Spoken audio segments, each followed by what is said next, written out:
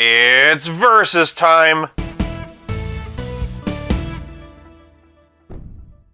Welcome, true believers, to 5 Points of Articulation. Today I'm pitting the all-new Marvel Legends Fantastic Four First Steps thing against the 2005 Stomp and Clobber thing by Toy Biz. Starting with the packaging, and I have long since thrown away the Toy Biz one, but luckily I have the best dad in the world and he's letting me borrow this one from his collection. True, this is a Central Park flasher version of the thing, but still gives us an idea of what the packaging looked like. In general, it was just a basic blister card. The back was colorful, including an extensive bio, instructions on how to use the action feature and change the batteries, a little try me window, and all the other figures in the wave. And somebody at Toy Biz thought this picture was a good idea. The new figures, by contrast, come in collector-friendly window boxes. I really dig that Jetson-style retro-future aesthetic, right down to using a vintage Hasbro logo. Key art from the movie on the spine, which looks great lined up with the others. Full image on the back end. Come on, this is absolutely the thing come to life. Unlike Toy Biz, it doesn't show you other figures in the wave, but the other characters are represented by these cool graphics. Much like the movie upon which it was based, this blister card was fine for the time, but it can't compete with the collector friendliness of a window box. A window box, I might add, with a lot of creativity. For packaging, this round goes to new. Once again though, huge thanks to my dad for making this part of the video possible. If you're enjoying this video so far, do me a favor and give it a like. Moving on to presentation, and Michael clocks in at a statuesque 7 inches, or 17.5 centimeters, whereas Eben just barely hits 6 3/4 inches, or 17.25 centimeters. Both figures are completely new sculpts and have similar design schemes, by which I mean Ben gets to wear pants. Of course, the less said about this thing, the better. I am excited that Eben gets to have bare feet, but with Chickless being in a costume, this did make sense. While I'm here though, I do think it's interesting that both of them have 4s on their sides. Michael's on his boots, and Eben's on his thighs. Ben Grimm is one of my favorite comic characters, and I am delighted by how close to the source material this design is. That said, Michael Chiklis's version does deserve his roses. From an action figure perspective though, the main thing I want to drive home is that this was completely hand sculpted. Modern Marvel Legends are all done in the computer with things like ZBrush, and to be honest, I wouldn't be surprised if they didn't receive actual 3D models from the film. Stomp and Clobber, however, had to be painstakingly crafted the old-fashioned way, and while I don't want to take anything away from the artistry of modern tools, this thing didn't come with a backspace button. The benefit of the computer is much finer textures than hand sculpting would allow for. I'd also point out that things like printing allows for much more lifelike faces and eyes, but the fact that this had to be done the old-fashioned way and looks this good is phenomenal. Don't get me wrong, the rocks on the modern Ben look great, but the washes and the dry brushing on the original figure is just next level. Even things like the subtle shading and the pants and boots really bring out a lot of detail, and while the new one does benefit from being pinless, Toy Biz did a much better job at hiding the joints. On its own, I think this looks great, but in terms of sculpted and especially painted detail, side by side, and there's no contest. For presentation, this round goes to old. Maybe just don't look at him from the back. If you'd like to support my channel so I can make even more content, link to my coffee in the description below. Moving on to Poseability, and for a Toy Biz figure of this era, Michael isn't quite as articulated as you might expect. From the top, and Eben's head is on a dumbbell joint, but I'm pretty sure that Chickless is too. Either way, they can look up this high with neither one really winning any contest in that department. Down's pretty equivalent though. Additionally, both have tilt, which is why I'm wondering if Chickless doesn't have a dumbbell. Either way though, and Eben's is better. Moving on down though, and Eben can make a T. With Michael though, it's a little bit more complicated. His left shoulder is swivel hinge and can raise very high, but to accommodate the sound effects, his right arm is simply a swivel. In fact, not even a full swivel. He also doesn't have any bicep swivel on that side, though he does on the left. Eben has bicep swivel on both sides, which is actually kind of impressive. I say that because he has swivel hinge elbows. With that being the case, it would have been easy and cost-effective for Hasbro to skip the bicep swivel, but for the sake of realism, I'm really glad that they didn't. Eben also has swivel hinge wrists. No swivel for Michael, but he does get up and down hinge, and also finger joints. They are much better integrated here than on most Toy Biz figures. The downside is that he can't form a fist. Moving to the middle, and both Michael and Eben Moss back rack have diaphragm joints and waist cuts. Chickless's waist cut is a bit more deceptive though. Yes, he can technically swivel, but that's in service to the action feature. So while the twist is there, he can't actually hold the pose. They can arch back this far, with Eben having the better range. For context, and here standing straight, but they can only hunch forward this far, which is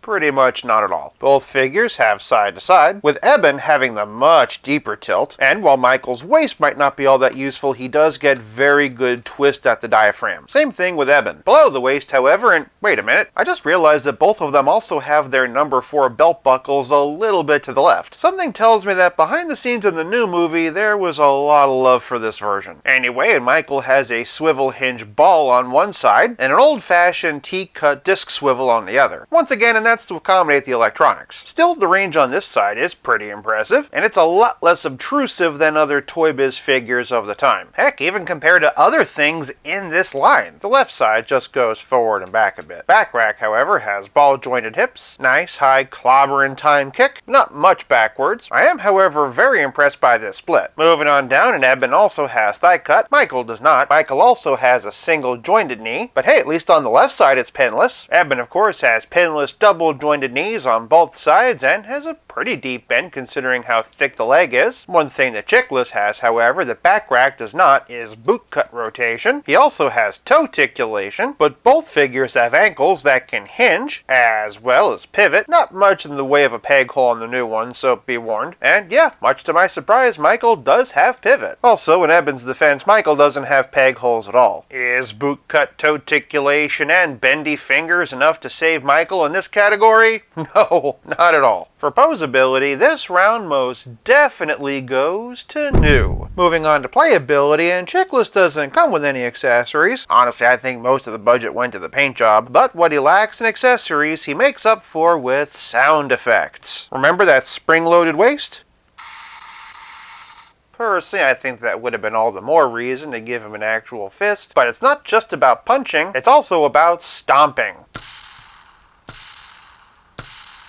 Not gonna lie, the fact that these sound effects still work after 20 years is pretty impressive. Eben, on the other hand, is all about hands. So far, we've seen these fists that are perfect for clobber in time, but he also has a pair of alternate relaxed hands, which are very much appreciated. That said, and while swapping hands, watch out for the watch. I've already almost lost it twice now during the filming of this very video. Of course, Playability is more than just hands and sound effects, it's also about how well your figure plays with others. So far, the only other figure from the first Steps wave I've looked at is Reed, but of course there's the original one played by Iron Gryffindor, or however you say it, and of course we can't forget about Jessica Alba Sue Storm, or pre-Captain America Chris Evans as Johnny. Rounding out the originals, of course, is Julian McMahon as Dr. Doom, rest in peace. But while we wait our first official look at Robert Downey Jr., here's the comic version. To be honest, I'm pleasantly surprised by how good comic figures look with this new version. Obviously the pants are a bit busy, but I think in a more modern display you could make it work. That said, I'm very excited to see the new Thing interact with some MCU characters, and of course I'm hoping some old favorites show up, and so help me if he doesn't fight the Hulk at some point. Either way, for a few other things in my collection, and here's the old Toy Biz Legends, the Walgreens exclusive Hasbro Marvel Legends, and this itty bitty checklist by Hasbro. It's clobbering time! Lastly, and I just had to include Stan Lee, who said that Michael Chiklis was the best live-action adaptation of a Marvel character. For a relative scale comparison, and here's Thing 1 and Thing 2 with Pizza Spidey and the Spectacular Spider-Man, and as always, here they are with Stealth Iron Man. There is a treasure trove of Toy Biz Marvel movie figures you can mix and match the Thing with, and for what it's worth, I think he still looks good enough to hang out with Hasbro's recent updates. At the end of the day though, an Eben is simply stepping into a much much larger toy box. Combined with the fact that one of them can punch, while the other can merely make the sound of it, for playability, this round goes to new. This leaves us with nothing left to discuss but the price. Just like the rest of the wave, Eben Grimm will set you back $24.99, but the crazy thing is that while Chickless went for less than half of that in 2005, you can actually get him for $25 on eBay right now. Around $13 if you're willing to buy him loose. Articulation aside, this is a standout figure that still really holds up. So for price, I'm calling this round a draw, but the battle goes to new, 4-2. Agree? Disagree? Sound off in the comments below. And while you're down there, let me know how excited you are for the new movie. For more fantastic videos, check out one of these, and until next time, play nice and have fun.